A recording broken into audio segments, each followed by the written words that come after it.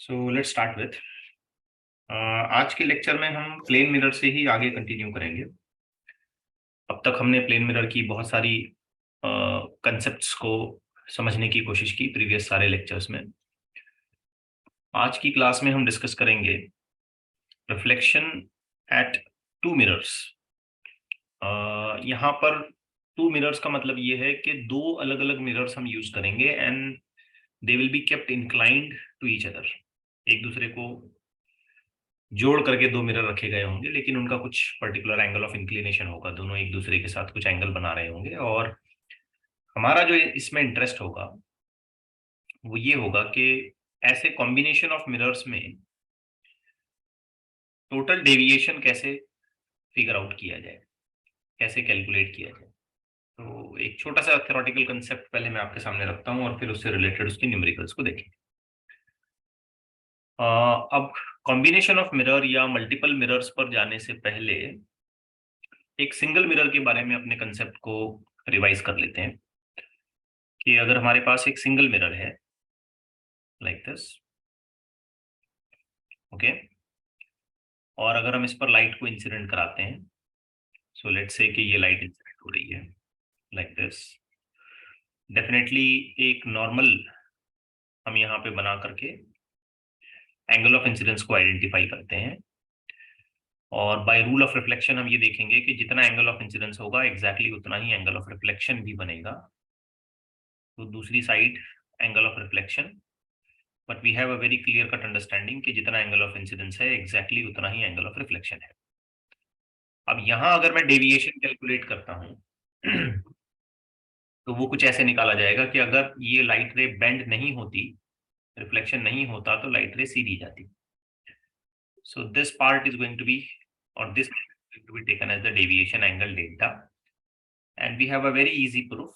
Delta is equal to pi minus 2i, or even we can write delta is equal to pi minus 2r। ठीक है ना, ये याद है आपको? Yes sir. 180 माइनस 2i या डेविएशन इक्वल टू हम लिख सकते हैं 180 माइनस 2r। तो ये तो बिल्कुल आसान सा कंसेप्ट है, बहुत ही बिगिनिंग में इंट्रोडक्टरी लेक्चर्स में मैंने इस पर बात की थी। अब आज की क्लास में जो हमारा इंटरेस्ट है वो इस बात को समझने के लिए है कि एक सिंगल मिरर अगर हम यूज ना करके कॉम्बिनेशन ऑफ मिरर का इस्तेमाल करें और लाइट को मल्टीपल टाइम्स उस पर रिफ्लेक्ट कराएं, तो फिर नेट या टोटल डेविएशन कैसे आएगा।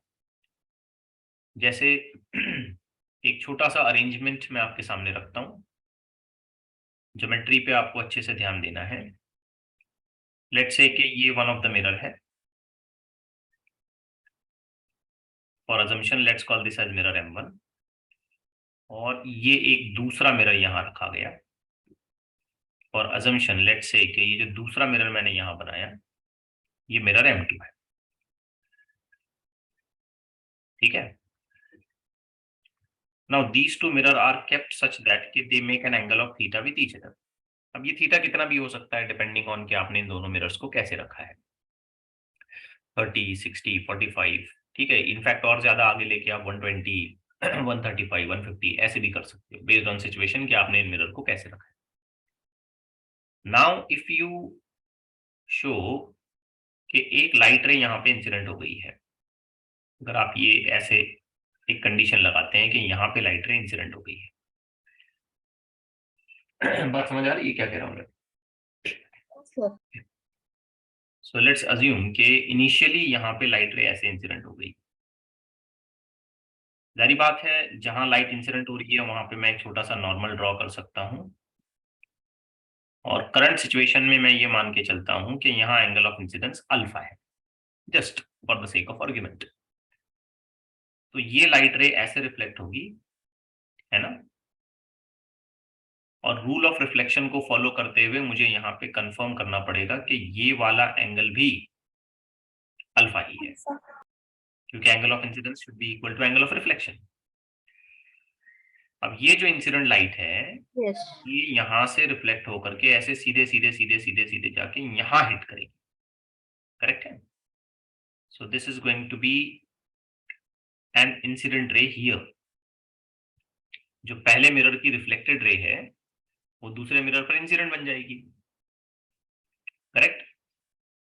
Yes, sir. Yes, sir. Such that के अगर इस सिचुएशन में मैंने नॉर्मल बनाया तो मैं नॉर्मल ऐसे बना सकता हूँ, ठीक? यहाँ पे बनाया गया नॉर्मल ऐसे होना चाहिए, सरफेस पे बनने वाला नॉर्मल ये होगा, ठीक है? Yes, sir. देन श्योरली यहाँ पे एक एंगल ऑफ इंसिडेंस मेजर होगा और इस बार इस एंगल को हम कॉल करते हैं बीटा। चलिए इसे बीटा कॉल कर लेते हैं। देन आफ्टरवर्ड्स ये लाइट आफ्टर रिफ्लेक्शन यहाँ चली जाएगी ऐसे, बराबर? तो डेफिनेटली ये दूसरी तरफ गिना गया एंगल भी Beta. बीटा होना चाहिए। तो this is a very very simplified condition first.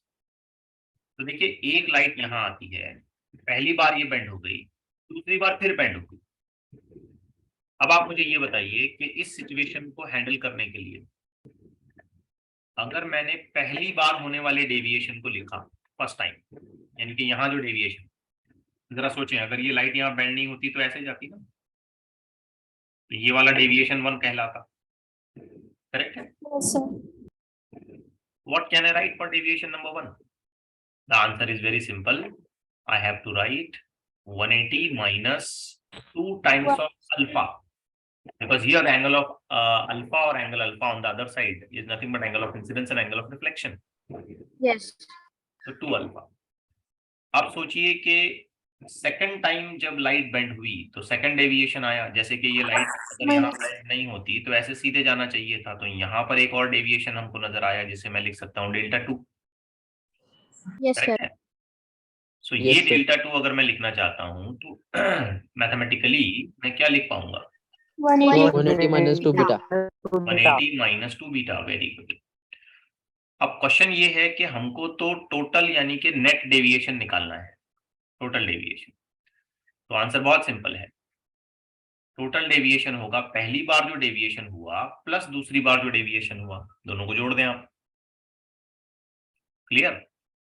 Yes.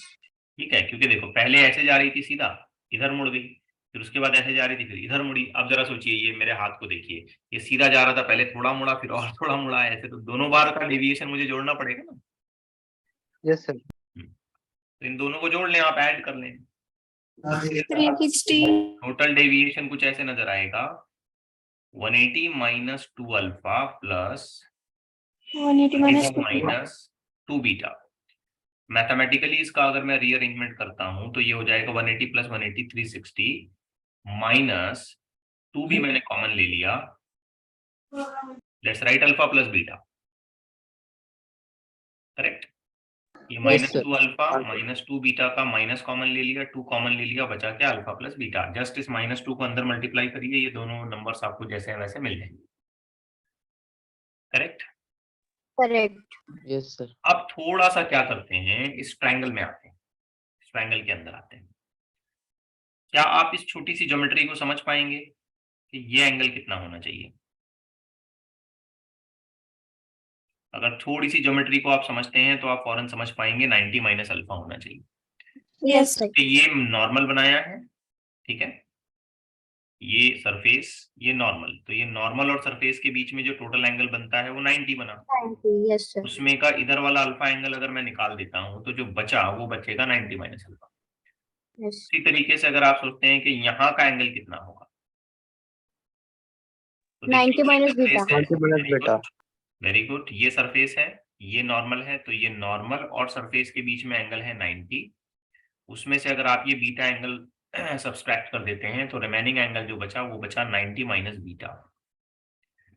अब ट्रायंगल ज्योमेट्री के साथ हम सभी लोग फेमिलियर हैं। बाय ट्रायंगल ज्योमेट्री हम लिख सकते हैं theta plus 90 minus alpha plus 90 minus beta is all going to be equal to 180, क्योंकि एक ट्रायंगल के Yes. सभी एंगल्स का सम जो है वो 180 होना चाहिए। तो Yes, ये sir. 90, ये 90 और ये 180 निपट गया। तो पता चला theta minus alpha minus beta is equal to 0, which means theta is equal to alpha plus beta. Correct है? Yes, sir. अब आप क्या करेंगे, इस इक्वेशन को उठा करके यहां सब्स्टिट्यूट करेंगे, तो ये डेल्टा वाली इक्वेशन ऐसी नजर आएगी, 360 minus 2 theta, and we are done with our formula के एक कॉम्बिनेशन ऑफ मिरर के केस में हमको टोटल डेविएशन कितना मिलेगा। Okay Yes, sir. जिसमें हमें डेविएशन अगर फाइंड आउट करना है तो ये बात मीनिंगलेस है कि एंगल ऑफ इंसिडेंस कितना है, ये सिर्फ इस बात पे डिपेंड कर रहा है कि दोनों मिरर के बीच में कितना एंगल है। दिख रहा है, ये थीटा जो है ना तो एंगल ऑफ इंसिडेंस है, ना ही आगे एंगल ऑफ इंसिडेंस या रिफ्लेक्शन है, कुछ नहीं है ये theta. What is this theta is actually, it is the angle between the two Between mirrors. the two mirrors. Yes. It is the angle between the two mirrors. अब यहां पर एक बहुत ही जबरदस्त रूल मैं आपको समझाने की कोशिश करता हूं। ये जो डेविएशन हुआ है ना यहाँ पे, ठीक है, इसको ध्यान से देखिए, ये क्लॉकवाइज हुआ है, क्लॉकवाइज हुआ है, Yes, sir. ठीक है ना। कैसे क्लॉकवाइज हो मैं आपको समझाता हूँ, देखो जरा वीडियो के सेक्शन में देखो आप, ये लाइट रे सीधी आ रही थी, पहले तो ऐसी मुड़ी, ऐसे सीधे आ रही थी, फिर ऐसे बेंड हो गई, है ना।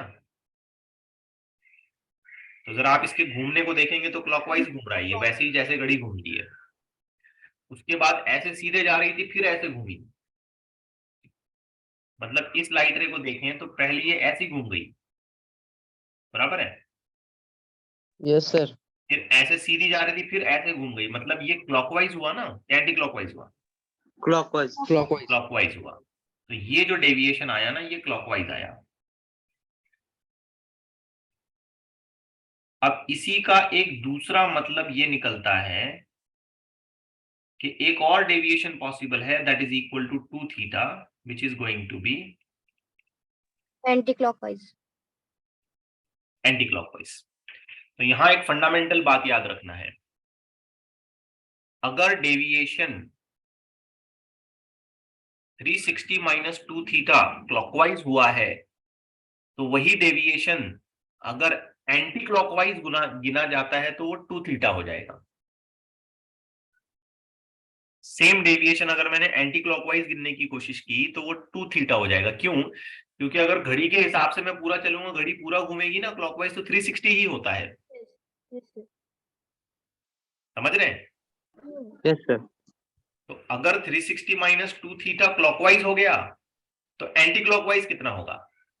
2 theta. हाँ, और अगर किसी एग्जाम्पल में, गौर से सुनना मेरी बात, किसी एग्जाम्पल में 360 माइनस 2 थीटा एंटी क्लॉकवाइज हुआ तो Clockwise 2 theta. क्लॉकवाइज 2 थीटा हो जाएगा, दोनों आपस के एक दूसरे के काउंटर पार्ट बनेंगे। If 360 minus 2 theta is becoming a clockwise deviation, then 2 theta will become anti-clockwise deviation. If 360 minus 2 theta is becoming a anti-clockwise deviation, then 2 theta will become clockwise deviation. Is that okay? Yes, sir. अब इसमें एक और rule, बड़ा important rule मैं आपको बताता हूं, ध्यान से सुनना, ये रूल बहुत इंपॉर्टेंट रूल है। देखो मैं आपके सामने दो डिफरेंट डायग्राम्स रखता हूं, ठीक है, सी इट वेरी केयरफुली, और इसे याद रखना, यही फाइनल हमारा कंडीशन ऑफ कंक्लूजन निकलेगा। अच्छे से समझना है इसको। तो ये दो डायग्राम्स मैंने रखी हैं आपके सामने, दोनों में मिरर का इंक्लिनेशन तो थीटा ही है।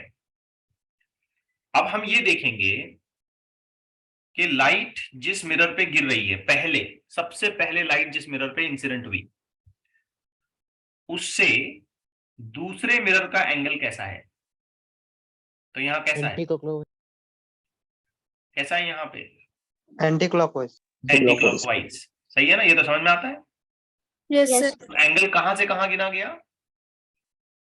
जिस मिरर पे लाइट पहले गिरी उससे, हाँ. फर्स्ट या सेकंड की बात ही नहीं है, जिस मिरर पे पहले लाइट गिरी उससे दूसरे मिरर का एंगल गिना गया। Yes. तो ऐसी सूरत में डेविएशन होगा 2 theta. Theta Anti-clockwise. Anti clockwise. अब यहां देखिए, लाइट जिस मिरर पे पहले गिर रही है उस मिरर से दूसरे मिरर का एंगल कैसे गिना गया? Clockwise clockwise. तो ऐसी सूरत में डेविएशन होगा 2 थीटा, 2 थीटा ही होगा, लेकिन Clockwise. क्लॉकवाइज होगा। ठीक, यस Yes. सर ये फाइनल रूल याद रखिए। अब बताइए मुझे कि अगर यहाँ डेविएशन 2 थीटा एंटी क्लॉकवाइज हुआ है तो इस एग्जाम्पल में क्लॉकवाइज कितना होगा? 360 minus 2 theta 360 minus 2 theta, very good. और इस एग्जाम्पल में एंटी क्लॉकवाइज कितना होगा? 360 माइनस 2 360 थीटा माइनस 2 थीटा। तो क्लॉक ये याद रखिए कि 2 थीटा कब होगा, बस। ठीक है, तो अगर मैंने एंगल एंटी क्लॉकवाइज गिना तो 2 थीटा एंटी क्लॉकवाइज, और अगर मैंने एंगल क्लॉकवाइज गिना तो 2 थीटा क्लॉकवाइज होगा। ठीक है, Yes, sir. Yes sir but do remember angle कहां से कहां गिनेंगे, कौन से मिरर से कौन से मिरर के लिए गिनेंगे? जिस जिस जिससे पहले different जिस पर लाइट पहले से गिरी उससे दूसरे के लिए एंगल गिना जाएगा। अब ये रूल मैंने यहाँ स्टेटमेंट में लिख दिया है, आप इसे लेटर ऑन अपनी नोट्स के लिए कैरी ऑन कर सकते हैं। बस इतनी थोड़ी सी थियोरी हमको याद रखनी है कि टोटल डेविएशन कैसे निकाले जाते हैं। अब इसके एग्जांपल्स लेंगे हम और ज्यादा अपने कंसेप्ट्स को स्ट्रॉन्ग करेंगे। ठीक है, एक एक करके इसके एग्जांपल लेते हैं। ये सब मैं अपने दिए हुए नोट्स में से ही ले रहा हूँ, इलस्ट्रेशन का सेक्शन देखिए आप, प्रोबेबली पेज नंबर 20 पे होगा, वहां से Yes, sir. So let's start with this. पहला क्वेश्चन करते हैं, बहुत आसान है। Find the deviation for the following arrangement of inclined plane mirror. अब ये एंगल ऑफ इंसिडेंस कितना है इससे कोई फर्क नहीं पड़ता है। बहुत बार क्या होता है, बहुत सारी बुक्स में एंगल ऑफ इंसिडेंस को ध्यान में रख के टोटल डेविएशन बार बार टाइम पास करके निकालते हैं, हमें वो कुछ नहीं देखना, हम सीधा सीधा फॉर्मूला अप्लाई करेंगे। अब देखिए, लाइट जिस मिरर पे पहले गिरी है उसके पॉइंट ऑफ व्यू से देखा जाए तो दूसरे मिरर का एंगल 60 डिग्री एंटी क्लॉकवाइज है। तो पहला जो पॉसिबल डेविएशन होगा वो होगा 2 थीटा, यानी कि 2 इंटू क्या चीज 60, आंसर आएगा 120 डिग्री 120 एंटी क्लॉकवाइज। करेक्ट है। Yes, sir. और इसी चीज को ऐसे भी लिखा जा सकता है 360 माइनस 2 थीटा, यानी कि 240 clockwise. 360 माइनस 2 इंटू 60, सॉल्यूशन कर लेते हैं, आंसर आएगा 240 डिग्री क्लॉकवाइज। क्लॉकवाइज। दोनों आंसर्स करेक्ट हैं, कोई प्रॉब्लम नहीं है, दोनों आंसर बिल्कुल करेक्ट हैं। ओके, है ना आसान एकदम? Yes sir Yes, sir. Okay, now let's talk to the next case. यहाँ दो अलग अलग प्लेन मिरर्स बताए गए हैं और एज पर क्वेश्चन हमें ये सजेस्ट किया गया है कि they are 30 degree inclined with each other. So they are 30 degree inclined with each other. The light ray is just falling at an angle of 45 degree with the normal with first mirror. I will focus कि जिस mirror पे light पहले गिरी उससे दूसरा mirror कितने angle पर है? 30। Clockwise है कि एंटी क्लॉकवाइज है? Anti clockwise anti clockwise. तो डेविएशन 2 थीटा 2 इंटू 30 यानी कि 60 डिग्री, क्या लिखना चाहिए? Anti clockwise. Anti clockwise. इसी चीज को ऐसे भी लिखा जा सकता है 360 माइनस 2 थीटा, 2 थीटा 60 होता है, यानी कि सॉल्व करने पर 300 degree, but Clockwise. Same situation can be said as 300 clockwise. Clear? Yes sir. Yes sir okay, let's go to another question, but यहाँ पे थोड़ा सा कैलकुलेशन इन्वॉल्व है and I think we can manage it. Two plane mirrors are there. They are inclined to each other such that a ray of light incident on the first mirror and parallel to the second is reflected from the second mirror parallel to the first. Okay. Determine the angle between the first, determine the angle between the two mirrors and also find the net deviation produced in the ray of light due to the multiple reflection from both the mirrors. Okay. तो पहले तो मुझे यहाँ पर इसकी situation आपको समझानी पड़ेगी कि दो मिरर्स हैं, दोनों एक दूसरे के साथ इंक्लिनेशन पर हैं, बट हमें ये नहीं बताया गया है कि कितना इंक्लिनेशन है। तो चलिए मान लेते हैं कि ऐसे दो मिरर्स हैं, अब इनके बीच का कुछ भी इंक्लिनेशन हो सकता है, I am not very sure कि ये इंक्लिनेशन कितना है। ठीक, अब लाइट रे कैसे आ रही है इस पे ध्यान दें। ये कहता है कि लाइट रे आते वक्त दूसरे वाले मिरर को पैरेलल थी। ठीक है, ये मिरर 1 मान लेते हैं, ये वाला मिरर 2 मान लेते हैं। यहां बिल्कुल साफ साफ लिखा हुआ है पैरेलल टू द सेकंड। तो फर्स्ट मिरर पे जो लाइट इंसिडेंट हो रही थी वो दूसरे वाले मिरर को पैरेलल थी, तो ये लाइट रे सेकंड वाले मिरर को पैरेलल है। करेक्ट है? Yes, sir. Yes, sir.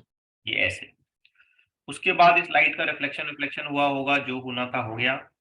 Sorry, after reflection may be this light रे विल रीच हियर। अब जब रिफ्लेक्शन हो जाता है उसका, is reflected from the second mirror, लेकिन जब वो सेकंड मिरर से रिफ्लेक्ट होती है तो वो parallel to the first mirror हो जाती है। मतलब सेकंड मिरर से रिफ्लेक्शन के बाद ये ऐसे मूव करती है। तो ये वाली लाइट रे जो सेकंड मिरर से रिफ्लेक्ट हो रही है, ये फर्स्ट मिरर को पैरेलल है। Are things clear? Yes, sir. Yes, sir. अब जरा एंगल्स की ज्योमेट्री को समझते हैं। चलिए सोचते हैं कि इन दोनों मिरर्स के बीच में एंगल थीटा है। एक छोटी सी ज्योमेट्री अगर आपको अच्छे से आती है तो आप इसको बहुत इजीली सॉल्व कर पाएंगे।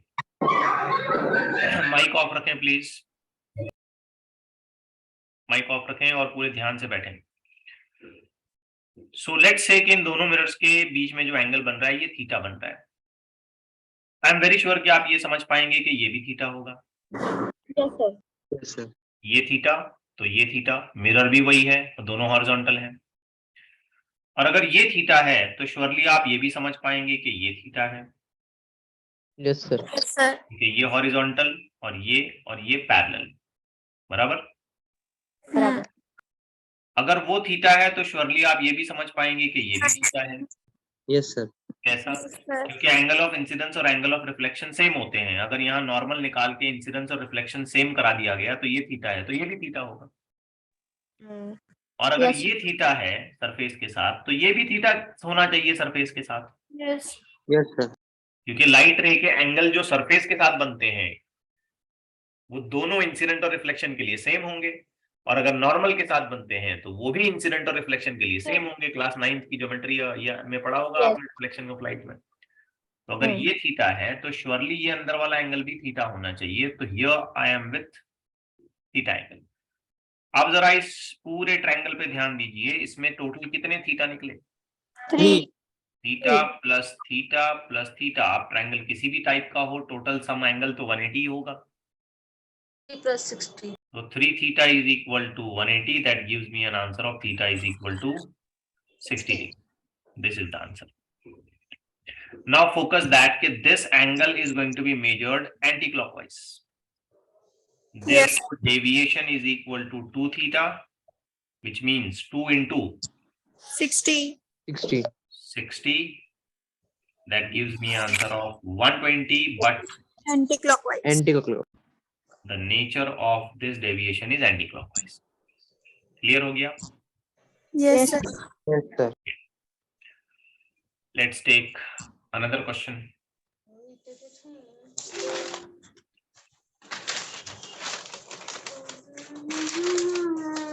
माइक ऑफ रखें प्लीज, माइक ऑफ रखें।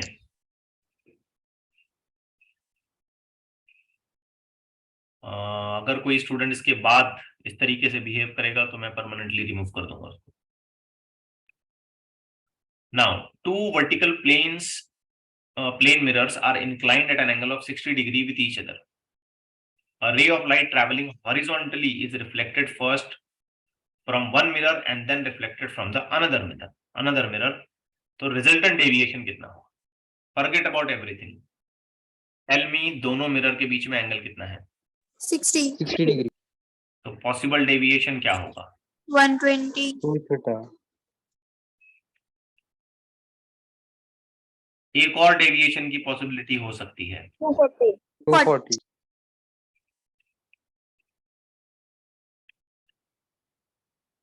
तो here is the answer, both are correct. क्योंकि हमको ये पता ही नहीं है कि लाइट पहले कौन से मिरर पे गिरी, तो हो सकता है क्लॉकवाइज हो सकता है एंटी क्लॉकवाइज हो सकता है 120 आए, हो सकता है 240 आए। और यहां मैं कुछ क्लेम नहीं करूंगा कि ये क्लॉकवाइज है या एंटी क्लॉकवाइज, आई कांट, क्योंकि मुझे पता नहीं ना लाइट पहले किस पे गई। Yes. कोई डायग्रामेटिक रिप्रेजेंटेशन दिया नहीं है, कौन सा मिरर कैसे रखा है वो भी नहीं बोला है, ठीक है ना। 2 vertical plane mirrors are inclined with each other का मतलब ऐसे हो सकता है कि ये 2 वर्टिकल प्लेन मिरर ऐसे रखे हों, हो सकता है लाइट पहले ऐसी आई हो, या ये भी हो सकता है कि लाइट पहले ऐसी आई हो, who knows क्या हुआ, समझे? Yes, sir. Okay, however we can manage to get the answer. Let's take another question. A plane mirror makes an angle of 30 degree with the horizontal. अच्छा, तो एक प्लेन मिरर है जो पहले से ही किसी एंगल पे रखा हुआ है। तो लेट्स से कि प्लेन मिरर पहले से ऐसे रखा हुआ है, this is the plane mirror, it is making an angle of 30 degree. 30 degree with the horizontal. So let's say कि यहाँ पर ये हॉरिजॉन्टल है, this is going to be horizontal and this angle already defined 30 degree. If a vertical ray strikes the mirror, अब light की जो रे आ रही है वो तो सीधे आ रही है, ऐसे ऐसे सीधे आ रही है, ठीक। तो ये कह रहा है find the angle between the mirror and reflected ray. Reflected ray और मिरर में कितना एंगल? आंसर सिंपल है, 50. मिरर और रिफ्लेक्टेड रे में उतना ही एंगल बनेगा जितना इंसिडेंट रे और मिरर में बन रहा है। Yes, sir. तो फिलहाल अगर आप ध्यान से देखो तो इंसिडेंट रे और मिरर में कितना एंगल बन रहा है? 60 degree. बाद में भी 60 बनेगा, खत्म, कोई फर्दर सॉल्यूशन की जरूरत नहीं है। आप समझ पाए? Yes, sir. Yes, sir. एक बिल्कुल फंडामेंटल बात याद रखिए, हालांकि आपको ये आना चाहिए, आपने स्कूल में पढ़ा होगा ये, कि अगर ऐसे लाइट आती है और रिफ्लेक्शन के बाद अगर वो ऐसे चली जाती है फॉर एग्जांपल, तो नॉर्मल के साथ जो उसके एंगल बनते हैं वो दोनों सेम होने चाहिए। अगर मैं उसे आई और आर कहता हूं तो आई और आर इक्वल होने चाहिए, और उसी तरीके से सरफेस के साथ उसके जो एंगल बनते हैं वो भी सेम होने चाहिए, होने ही चाहिए, है ना। Yes. तो यहाँ मिरर के सरफेस के साथ उसका एंगल कितना बन रहा है? 60। तो बाद में ये लाइट किधर भी चली जाए उसका भी एंगल 60 ही बनेगा मिरर के साथ, Yes, sir. कोई फर्दर डायग्राम बनाने की जरूरत नहीं है। I hope you are getting it right. Yes. Yes, sir.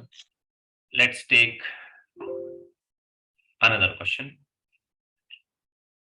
A ray of light is incident on the first mirror parallel to the second and is reflected from the second mirror parallel to the first. Don't you recall that case, the same situation? Yes, sir. Parallel to the first, then reflected, and then parallel to the, sorry, first parallel to the second and then reflected and then it is parallel to the first. तो ये पूछ रहा है what is the angle between the mirror? Blindly चलो 60. 60. The standard answer. It can't change. ठीक है?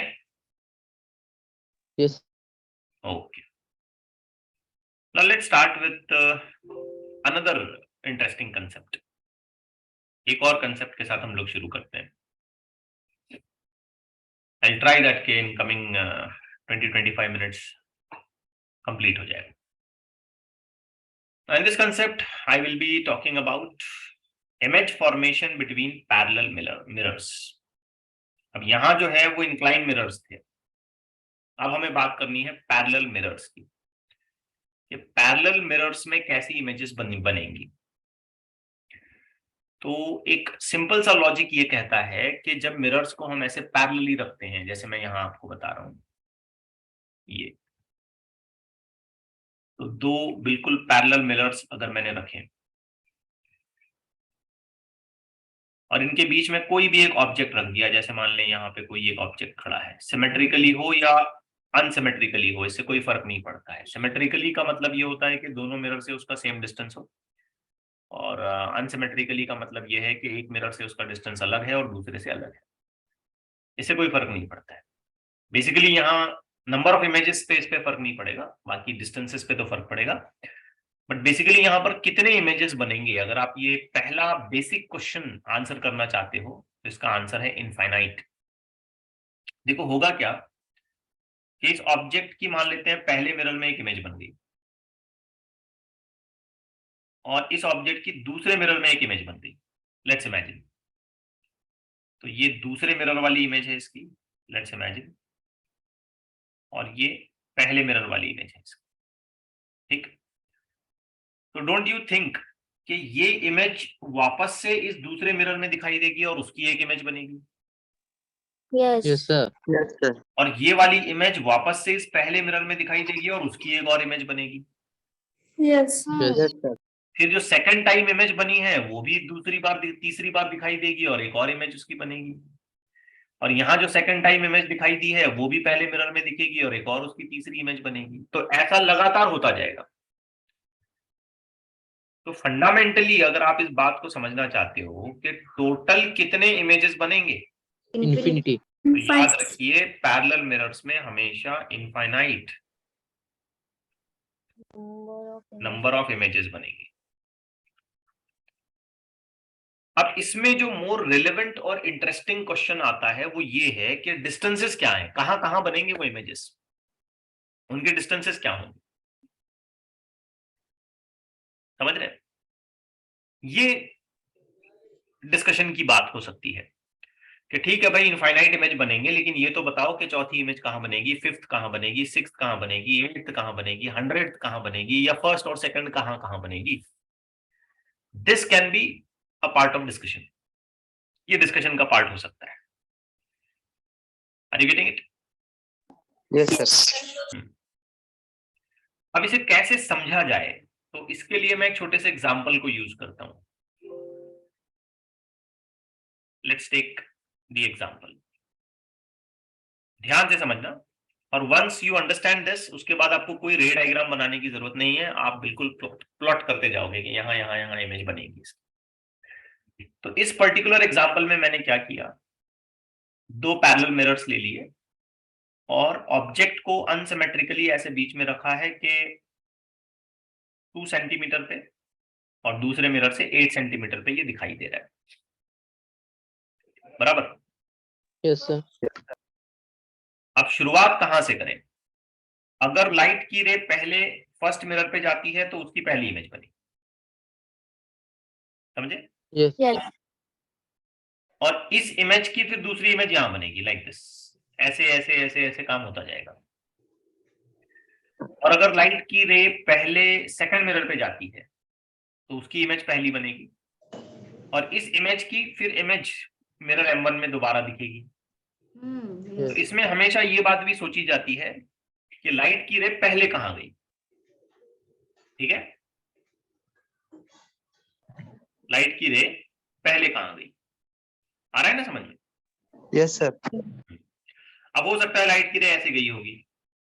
देखो मैं एक सिंपल सिचुएशन आपको समझाता हूँ, ये डायग्राम आप बनाना मत, सिर्फ ऐसे ही समझना कि ये लाइट इधर गई मान लो और उसके बाद मुड़ के इधर चली, और फिर ये लाइट रे ऐसे गई और मान लेते हैं उसके बाद मुड़ के ऐसे, मतलब इमेजिन करें मिरर नीचे तक है। तो पहली जो इसकी इमेज बनेगी वो ऐसे करते हैं यहाँ बनी, फिर ये लाइट रे फर्दर रिफ्लेक्ट होकर इधर इधर, और इसकी दूसरी इमेज बनेगी तो वो यहाँ बनेगी। तो यहाँ पहली इमेज नजर आएगी, यहाँ दूसरी,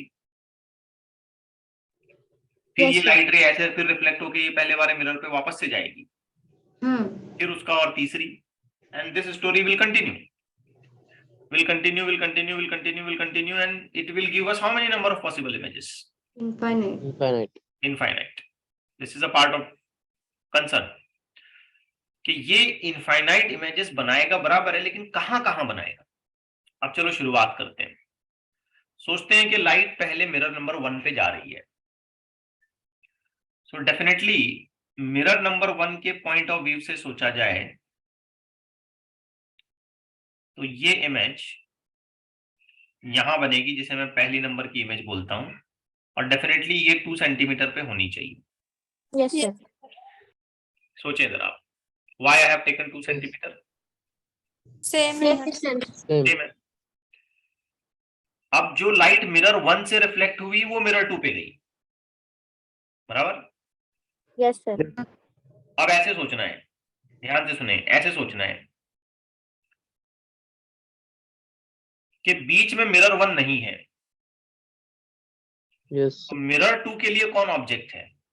I1 image first. I1 object है, क्योंकि यहां से जो लाइट रिफ्लेक्ट होके गई वो वही मिरर 2 पे पहुंची ना। Yes. Yes. Yes sir. तो ये जो I1 है ये मिरर 2 के लिए क्या बन जाएगा?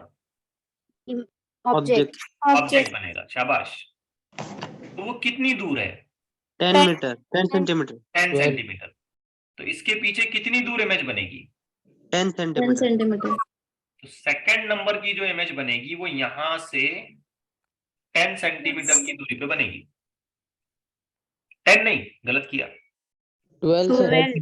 हाँ, ध्यान दो, मेरा भी ध्यान नहीं गया। 12 सेंटीमीटर। कैसा 12? क्योंकि I1 की इमेज यहाँ बननी है Yes. Yes sir. और मिरर 2 के हिसाब से I1 जो कि मिरर 2 का ऑब्जेक्ट है वो तो 12, 2 + 2 + 8 कितनी दूर है? Already मिरर के बीच में 10 है. 12 centimeter. हाँ, यहां से यहां तक 10 और ये 2। अब तीसरी बात ध्यान से सुनना। I2 अब मिरर 1 के लिए क्या बनेगा? Object. ऑब्जेक्ट बनेगा, क्योंकि ये लाइट पहले रिफ्लेक्ट हुई, फिर इधर पहुंची, फिर इधर रिफ्लेक्ट होकर वापस से मिरर M1 की तरफ आने वाली है। Yes. I2 मिरर 1 के लिए क्या बनेगा? Object. ध्यान से सोच के बताना कितनी दूर है? 22 centimeter.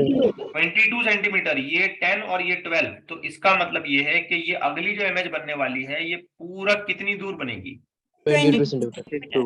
टोटल यहां से लेकर के यहां तक गिनूंगा तो 22 सेंटीमीटर पे बनेगी। अब ये I3 M2 पे क्या बनेगा? ऑब्जेक्ट। कितनी दूर है? 10 and 22 Plus 22. कितना?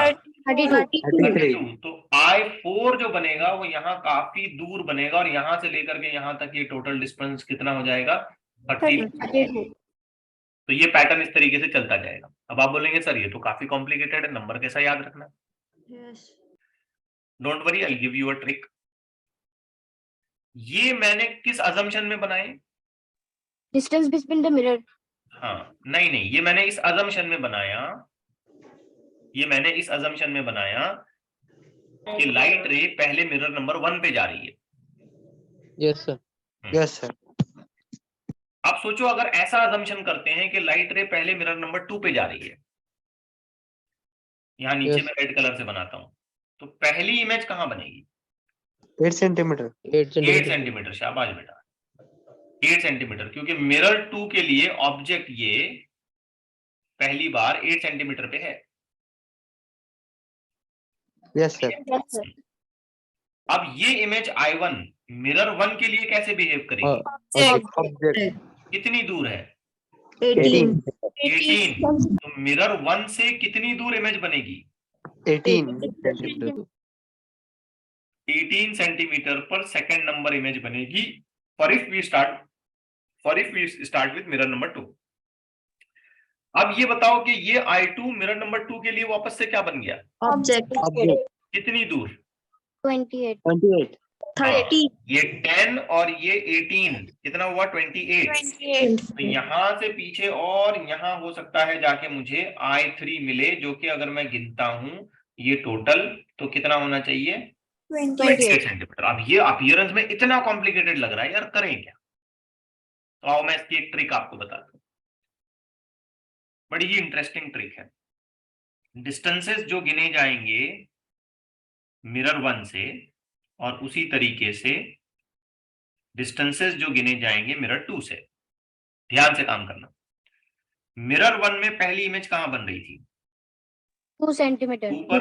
और मिरर 2 में पहली इमेज कहां बन रही थी? 8 centimeter. 8 पर। बहुत ध्यान से देखना। अगला नंबर इसका आया 12, इसका अगला नंबर आया 28. 18, इसका अगला नंबर आया 28. 28, इसका अगला नंबर आया 22. 22, इसका अगला नंबर आया 32, इसका अगला नंबर आएगा 38. 38, इसका अगला नंबर आएगा 48. 48, इसका अगला नंबर आएगा 42, इसका अगला नंबर आएगा 52. 52, इसका अगला नंबर आएगा 68. 58, नेक्स्ट नंबर 68. 68, next number 62. अब जहां तक जाए वहां तक जाओ, 1 घंटे लेक्चर यही करते बैठेंगे, अगला नंबर अगला नंबर। अब देखो मिरर 1 में बनने वाली सारी इमेजेस इसी डिस्टेंसेस पे आई होंगी। मिरर 1 के अंदर तुम देखो, पहली इमेज 2, ठीक है, दूसरी इमेज 18. 18, सेकंड मिरर से रिफ्लेक्ट होके। मिरर 1 में और पॉसिबल तीसरी इमेज 22 अब मिरर 2 को चेक करो, पहली इमेज 8. 8, दूसरी इमेज 12 12 मिरर 1 से रिफ्लेक्ट होकर के, तीसरी इमेज 20. 28, चौथी इमेज 32 मिरर 1 से रिफ्लेक्ट होकर के। तो मिरर 1 में बनने वाली सारी इमेजेस जो चाहे मिरर 1 की डायरेक्ट हो या मिरर 2 से रिफ्लेक्ट होके आए, वो सब ये डिस्टेंसेस पे आएंगी। और मिरर 2 में बनने वाली सारी इमेजेस जो चाहे मिरर 2 की अपनी खुद की हो या मिरर 1 के रिफ्लेक्शन की इमेजेस हो, वो सब इन्हीं डिस्टेंसेस पर आएंगी। अब यहाँ हर बार में क्या ऐड करता गया? 10. क्यों 10 ऐड किया मैंने?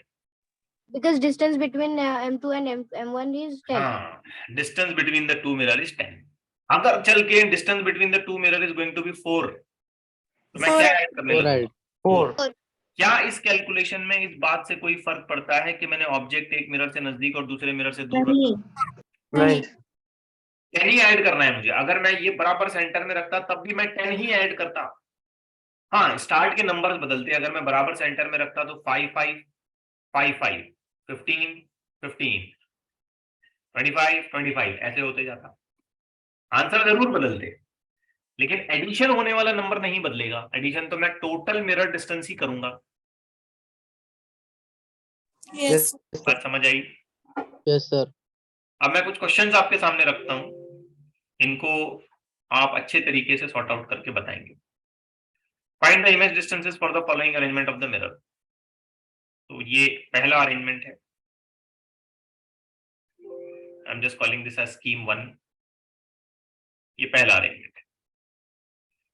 अब टोटल इंटर मिरर डिस्टेंस कितना है? 3 तो देखिए, पहले M1 के लिए, उसके बाद M2 के लिए। अब कहानी की शुरुआत करते हैं। M1 पहली 3. इमेज, 2 2. M2 पहली इमेज 1। 8. इतना तुमको समझ में आना पड़ेगा। Yes. M2 के लिए ऑब्जेक्ट 1 पर रखा हुआ है तो पहली इमेज 1 पे बनेगी, और M1 के लिए ऑब्जेक्ट 2 पे रखा हुआ है तो पहली इमेज 2 पे बनेगी। अब आप चक्कर चलाना शुरू करें। M2 के लिए अगली इमेज जो बनेगी 5 5, और M1 के लिए अगली इमेज जो बनेगी 4। 4. Next 7. 7, next 7 8, next 10. So 11. 11, next 10 11. 10, 10 next 13 next 14. 14 14, next 17. 17 next 16 next 19 next 20. चला ऐसा जहां तक जाना है। अब M1 में जो भी तुम देखते जाओगे उसमें सुनो गौर से, ये इमेज M1 की अपनी है, ये M2 से रिफ्लेक्शन के M2 बाद है। समझ रहे हैं ना? Yes sir. M2 से रिफ्लेक्शन, ये एरो जो मैं लगा रहा हूं ना, ये बता रहा है कि इसकी 1 पे जो है उसका रिफ्लेक्शन होकर के ये 4 डिस्टेंस पे आई है इमेज। अब 4 सेंटीमीटर पे जो इमेज बनी M1 में, उसका रिफ्लेक्शन होकर के M2 में कहां बनी? 7. 2 सेंटीमीटर पर जो M1 में इमेज है उसका रिफ्लेक्शन होकर के M2 में कहां बनी? 5। मतलब इसका रिफ्लेक्शन 4 पे आया, 4 का रिफ्लेक्शन 7 पे आया, 7 का रिफ्लेक्शन 10 पे आया, 10 का रिफ्लेक्शन 13 पे आया, एंड सो ऑन। और ये 1 5 7 11 13 ये सब डिस्टेंसेस कहां से मेजर हो रहे हैं? मिरर M2 से। M2 से 1, M2 से 5, M2 से 7, M2 से 11, M2 से 13, M2 से 19, M2 से ऐसा। और ये सारे डिस्टेंसेस कहां से मेजर हो रहे हैं? M1 से. M1 से, सेंटर से वगैरह वगैरह नहीं है। ये जो भी डिस्टेंसेस मेजर हो रहे हैं ये कहां से मेजर हो रहे हैं? मिरर इटसेल्फ, चाहे वो M1 हो या M2। क्लियर हुआ? Yes. सर। अब आते हैं नेक्स्ट, इस पर बात करें। ठीक, गलती की कोई गुंजाइश नहीं होना चाहिए। M1 M2, अब M1 की प्योरली अपनी पहली इमेज 4. और M2 की अपनी प्योरली पहली इमेज 2। अब ये जो 4 बना है इसका रिफ्लेक्शन हो करके यहाँ 10 10 पे आएगा। ये 2 पे जो इमेज बनी है इसका रिफ्लेक्शन हो करके यहाँ कितना 8 आएगा। ठीक है ना, इसका रिफ्लेक्शन हो करके यहाँ 14, 14 इसका रिफ्लेक्शन हो करके यहाँ 16 16, इसका reflection 22 22, next 20. 20, next 26. 28, sorry 26, 26, next 28. बस चलता रहा। तो M1 में जो 8 सेंटीमीटर पर इमेज है वो M1 की डायरेक्ट है या M2 में 2 सेंटीमीटर बनने वाली का रिफ्लेक्शन है? M2 में 2 cm. आई बात समझ में? Yes sir. I don't think इसमें अब किसी किस्म की कोई गुंजाइश बाकी रहती है कि सर ये नहीं समझा वो नहीं समझा, क्लियर होना चाहिए। और देखिए सिंपल सी रूल है, सिंपल सी कंडीशंस है, फॉलो करें, आंसर निकालें। चलिए यहाँ बताते हैं M1 M2, मिरर 1 से पहली इमेज, मिरर 2 से पहली इमेज। मिरर 1 से पहली इमेज बनेगी 3 सेंटीमीटर 3 सेंटीमीटर पे, मिरर 2 की पहली इमेज बनेगी 1 सेंटीमीटर। बताओ रिफ्लेक्शन 3 से 7 चालू कर दो। इसका रिफ्लेक्शन करके इधर बताओ कितना होगा और इसका रिफ्लेक्शन करके इधर बताओ कितना होगा। 7. This is going to be 7, this is going to be 5. 4 correct है ना? yes sir This one 9. 9 this one 11. 11। कहीं तुम सिर्फ एडिशन करके तो नहीं बोल रहे हो? कंसेप्ट तो समझ रहे हो ना पीछे क्या हो रहा है? Yes sir. sir नेक्स्ट 15 ये हो जाएगा 15, ये हो जाएगा 13, 13 this is going to be 17, this is going to be 19, going to be 23. 23, this is going to be 20, 21 ठीक है, ये 21 होगा। This is going to be 21 and here it is 19. Mic on off रखो please. So this is how we can trace the images. तो I guess rule एकदम clear है। Now let's continue with the next possible question. मैं बार बार बोलते आ रहा हूँ आपको mic off रखो, माइक ऑफ रखो। See, I do not want to remove you people from the running lecture. Why don't you be cautious? थोड़ा सा precaution low. It will disturb the whole atmosphere. Recording खराब हो जाती है और proper आपको भी साउंड का प्रॉब्लम आता है, तो माइक ऑफ रखें। Whenever needed आप उतनी ही टाइम के लिए माइक ऑन करें, बोलें, and then again you make it off. Now a person in a room whose ceiling and the 2 adjacent walls are mirror. अब 3 मिरर है यहाँ पे देखा जाए तो, मान लेते हैं कि ये फ्लोर है ऐसे, जस्ट इमेजिन ये पहली वॉल है, ये दूसरी वॉल है और ये सीलिंग है। तो दोनों साइड वॉल्स और सीलिंग ये मिरर है, ठीक है। And you can just imagine the person standing here in between somewhere, कहीं भी खड़ा है। अब ये पूछ रहा है कितनी इमेजेस बनेंगी। The first answer which can come in my mind is infinite.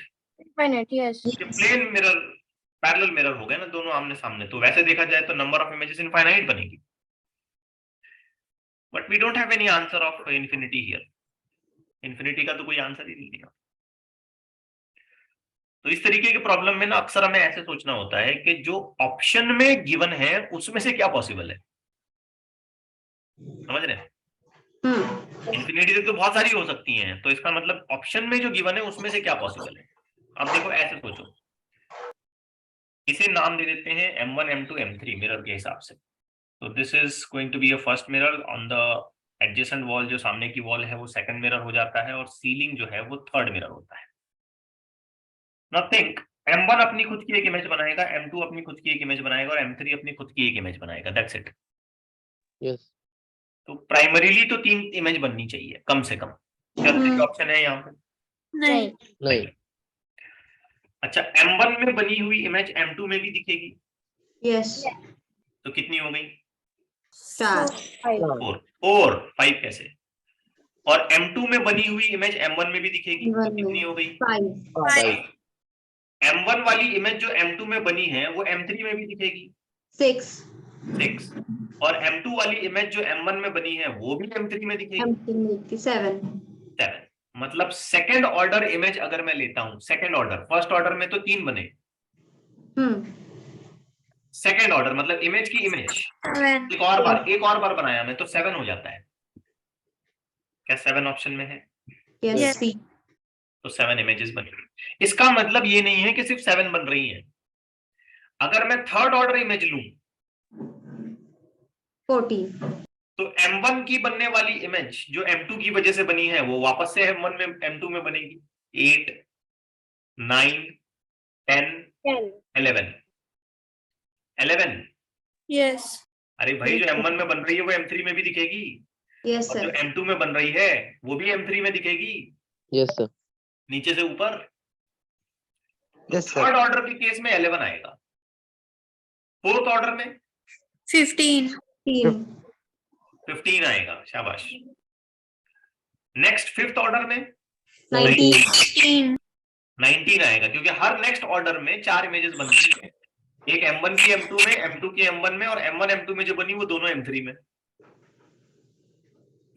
एक M1 की M2 में और M2 की M1 में, और M1 M2 में जो बनी वो दोनों M3 में। Yes. Yes, sir. Yes, sir. Logic है भाई, कुछ नहीं कर सकता मैं। तुम्हारा अपना दिमाग अच्छे से काम करना चाहिए। आइए नेक्स्ट एक और क्वेश्चन देखते हैं।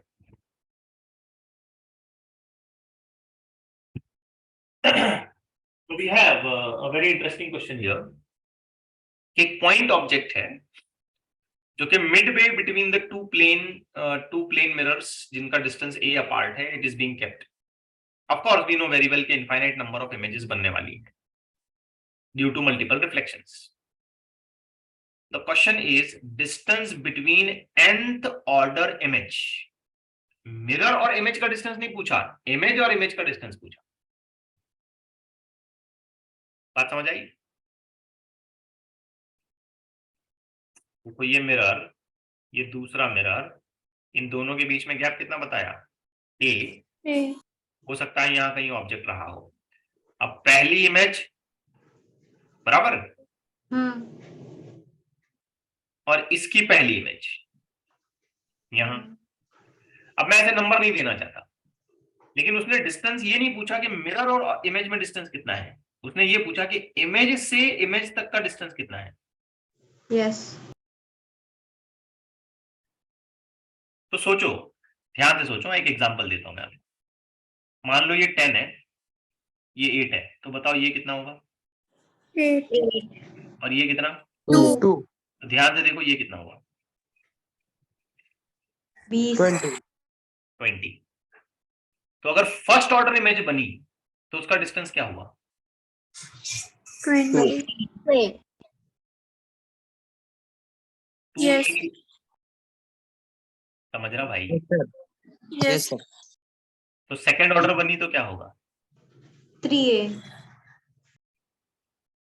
अच्छा है तुम्हारा 4A. Logic. 4A. Third order बनी तो क्या होगा? 6 फोर्थ ऑर्डर बनी तो क्या होगा? 2 into 4 4A. nth ऑर्डर बनी तो क्या होगा? N into 4. ये याद रखने का, ये कभी नहीं चेंज होने वाला। इस पे ज्यादा दिमाग खपाने का भी नहीं। अब लॉजिक समझा दिया मैंने तुमको, तो इसको याद रखने का। अरे हाँ या ना? Yes, sir. Yes, sir. लेकिन याद रखो, इस प्रॉब्लम में हमने डिस्टेंस किसके बीच में निकाला? Images. हाँ, इमेज टू इमेज डिस्टेंस निकाला है हमने। ये नहीं गिना हमने मिरर और इमेज में डिस्टेंस कितना है। मिरर और इमेज में गिनने का तरीका तो मैंने अभी अभी आपको बताया, पूरे एरो निकाल के। तो यहाँ डिस्टेंस बिटवीन इमेजेस गिने जा रहे हैं, और वो हमेशा डबल होता जाएगा। एग्जिस्टिंग में हमेशा जितना है उसका डबल, समझे ना? Yes, sir. Double in the sense जितने नंबर, जितने ऑर्डर की इमेजेस हैं उतने times double. Third order image है तो 3 into 2a, fourth order image है तो 4 into 2a, मतलब मैंने लिखा है ऐसे 2 into 4a, 2 into na, 2 into 2a, 2 into 3a, और यहाँ पे बेसिकली क्या आना चाहिए सोचो तो 2 into 1a आना चाहिए था फर्स्ट ऑर्डर इमेज के हिसाब से, इसकी भी पहली, तो डिस्टेंस ऐसे। अरे हाँ या ना? Yes. Yes, sir. Sir. अच्छा, अब इसको देख के बताओ यहाँ टोटल कितने इमेजेस बनेंगे। यहाँ पर भी दो पैरेलल प्लेन मिरर्स हैं, they are kept by a gap of 2 metre. 3. Question है, 3 इमेजेस बनेंगे, इनफाइनाइट बनेंगे। 2, sir. हाँ, वेरी गुड। क्या नाम है तुम्हारा? Abdul Sami Bijapure. Okay, 2 is the correct answer, infinite is the not correct answer. अगर आप इनफाइनाइट बोल रहे हो तो आपने कंसेप्ट ही नहीं समझा। Yes, sir. Infinite image actually बनते कैसी है? तो इनफाइनाइट इमेज उस वक्त बनती है जब पहले मिरर से रिफ्लेक्ट होने वाली लाइट दूसरे पे पहुंचे, दूसरे मिरर से रिफ्लेक्ट होने वाली लाइट पहले पे पहुंचे, फिर पहले से रिफ्लेक्ट होने वाली लाइट दूसरे पे पहुंचे, तो लाइट एक दूसरे मिरर पे आती जाती रहनी चाहिए, तब इनफाइनाइट इमेजेस बनेंगे। अब यहाँ क्या होगा कि यहाँ अगर लाइट निकल करके पहले मिरर पे गई मान लो, तो वो तो गई बाहर, Yes, sir. दूसरे Yes, मिरर पे sir. आने का चांस ही नहीं मिला उसको। और दूसरे मिरर पे जो लाइट जा रही है मान लो ऐसे, तो रिफ्लेक्शन के बाद वो भी गई बाहर, we are just losing that light, वो दोबारा पहले मिरर पे नहीं आ रही है और दोबारा दूसरे मिरर पे नहीं आ रही है, तो सिर्फ एक ही बार रिफ्लेक्शन होगा। Yes. तो इस मिरर में सिर्फ एक बार रिफ्लेक्शन होगा तो ये अपनी एक इमेज बनाएगा, और इस मिरर में सिर्फ एक बार रिफ्लेक्शन होगा तो ये अपनी एक इमेज बनाएगा, यानी कि इफेक्टिवली इमेज सिर्फ 2 बार बनेगी। Yes. Yes. करेक्ट है? Yes, sir. Yes, sir. Okay, next देखते हैं। And probably the last question for this discussion. See this. अच्छा सवाल। 2 plane mirrors P and Q are aligned parallel to each other, like ये और ये, ऐसे 2 plane mirrors. A ray of light is incident at an angle of theta at the end. यहाँ पर ray of light को हमने incident करा दिया। The plane of the incidence coincides with the plane of the figure. ठीक है, चलो। The maximum number of times a ray undergoes reflection, including the first one. तो ज्यादा से ज्यादा कितना रिफ्लेक्शन ये करेगी, मतलब होगा क्या कि ये लाइट इधर जाएगी, फिर इधर जाएगी, फिर इधर जाएगी, फिर ऐसे बाहर निकलेगी, तो कितनी बार रिफ्लेक्शन होगा? 2 बार, 3 बार, 5 बार, या कोई फॉर्मूला कैसे निकालें? तो आइए एक लॉजिक या एक बड़ा ही इंटरेस्टिंग सा इसका ज्योमेट्री मैं आपको समझाता हूँ। पहली बार लाइट रे रिफ्लेक्ट होकर के मान लो यहां पहुंच गई, एक रिफ्लेक्शन हुआ है, आ रहा है दिमाग में? Yes. Yes, sir. डेफिनेटली ये वाला एंगल भी Theta. होना चाहिए, थीटा। लेट से कि एक रिफ्लेक्शन में उसने डिस्टेंस कवर किया x, बात समझ आ रही है? Yes, एक sir. रिफ्लेक्शन में उसने कितना एंगल डिस्टेंस कवर किया? X. x। अच्छा, बाद में ये वापस से रिफ्लेक्ट होगी, ऐसे रिफ्लेक्ट होगी, फिर इधर टकराएगी, फिर इधर टकराएगी, and so on, it will just continue its path. तो फर्स्ट रिफ्लेक्शन में जो वो डिस्टेंस कवर कर पा रही है वो थीटा है, सॉरी वो Next, sir. Are things clear? Yes, sir. Yes, sir. तो ये ट्रायंगल का इस्तेमाल करो और मुझे बताओ tan थीटा कैसे लिखो? How you will write tan theta?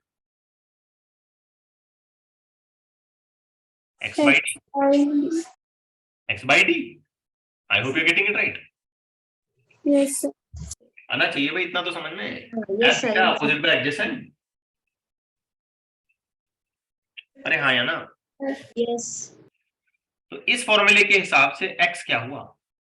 Theta. D tan theta. d tan। चलिए, अब जरा सोचो कि अगर वो एक बार रिफ्लेक्ट करती है तो x डिस्टेंस, फिर दूसरी बार रिफ्लेक्ट, फिर x डिस्टेंस, फिर तीसरी बार रिफ्लेक्ट, फिर x डिस्टेंस, फिर चौथी बार रिफ्लेक्ट, फिर x डिस्टेंस, और ऐसा पता नहीं कितनी बार रिफ्लेक्ट करेगी और हर बार वो कितना डिस्टेंस कवर करती जाएगी। X, X, X. तो ऐसा अगर उसने n बार x कवर किया तो क्या टोटल डिस्टेंस l बन जाएगा? Yes. Sir. क्योंकि इधर का, इधर का, उधर का, उधर का सब मिला के l ही तो कवर करना है उसको डिस्टेंस। Yes. है ना। अब देखो यहाँ से अगर ये दूसरी बार रिफ्लेक्ट होती है, ये सेकंड टाइम रिफ्लेक्ट होके मान लो इधर आ गई, जस्ट इमेजिन करो, ठीक। तो नॉर्मल ऐसे निकालता हूं, तो फर्दर आगे का जो डिस्टेंस बना वो तो ये बना ना x, ये नहीं बना, ये ऑलरेडी कवर हो चुका है इधर। Yes, sir. दूसरी बार में फिर x, तीसरी बार में फिर x, चौथी बार में फिर x, और ऐसा हजारों करोड़ों बार वो कर सकती है, पता नहीं ये पाइप की लेंथ पे डिपेंड करेगा या ये मिरर सरफेसेस की लेंथ पे डिपेंड करेगा। तो ऐसा अगर उसने 10 बार x डिस्टेंस कवर किया तो 10x is equal to l हो जाएगा। ऐसा अगर उसने 1000 बार किया तो 1000x is equal to l हो जाएगा। तो अब हमें पता नहीं है तो हम लिख रहे हैं nx is equal to l। Clear है? Yes, sir. जिसमें n नंबर ऑफ रिफ्लेक्शन है, n नंबर ऑफ रिफ्लेक्शन है, आप समझ पा रहे हैं? क्योंकि एक रिफ्लेक्शन में x, दो रिफ्लेक्शन में 2x, तीन रिफ्लेक्शन में 3x, 10 रिफ्लेक्शंस में 10x is equal to l, 5 reflection में 5x is equal to l, whatever it may be. अरे हाँ या ना? Yes. Yes, sir. x का वैल्यू क्या निकाला हमने? D tan theta. तो शॉर्ट एंड स्वीट आंसर बताओ, कितनी बार रिफ्लेक्शन हुआ? L by D tan theta. L divided by N. D, Tan theta. Option A. खत्म बात। तो टोटल पॉसिबल रिफ्लेक्शंस कितने हो सकते हैं हमने सब निकाला, पूरी पाइप की लेंथ को क्रॉस करने तक, या कह लीजिए पूरी मिरर की लेंथ को क्रॉस करने तक। Got it right? Yes. So this is what all about two different aspects which we have covered. एक deviation calculation for the combination of mirror and second one is the parallel mirrors. चलिए फिर आज के लिए इतना काफी है, यहाँ पे रुक जाते हैं।